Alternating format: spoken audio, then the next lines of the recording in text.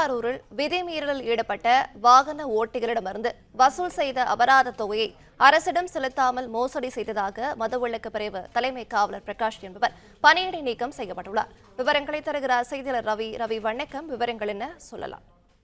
வணக்கம். திருவாரூர் மதுவிலக்கு துறையில பணியாற்றி வருபவர் பிரகாஷ் என்பவர் கடந்த 2023-24 ஆண்டில் திருவாரூரில் போக்குவரத்து காவலராக பணியாற்றிய போது மது அருந்திவிட்டு வாகனம் ஓட்டுதல் உள்ளிட்ட பல்வேறு போக்குவரத்து தொடர்பான வழக்குகளை பதிவு செய்துள்ளார். அந்த வகையில் மாங்குடியை சேர்ந்த நபர் ஒருவரின் இருசக்கர வாகனத்திற்கும் மது அருந்திவிட்டு வாகனம் ஓட்டியதாக அபராதம் விதித்துள்ளார். இந்த நிலையில் சம்பந்தப்பட்ட நபர் கடந்த 2 தினங்களுக்கு முன்பு தனது இருசக்கர வாகனத்தை விற்க முற்பட்ட போது அந்த வாகனத்திற்கு காவல்துறை விதித்த 10,000 ரூபாய் செலுத்தப்படாமல் உள்ளதாக பதிவாகி இருந்தது.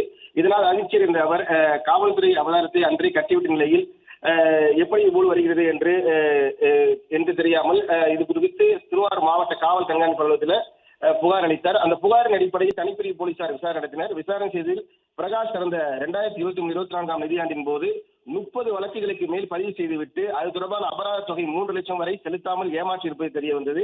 இதனையடுத்து திருவாரூர் எஸ்பி கருண் கரட் உடனடியாக தலைமை காவலர் பிரகாஷை தற்காலிக பணியிடை நீக்கம் செய்து உத்தரவிட்டுள்ளார். மேலும் பொதுமக்களும் தங்களது வாகனத்துக்கு அபராதம் விதிக்க முடியாத அளவுக்கு மிக சரியாக நடந்து கொள்வதோடு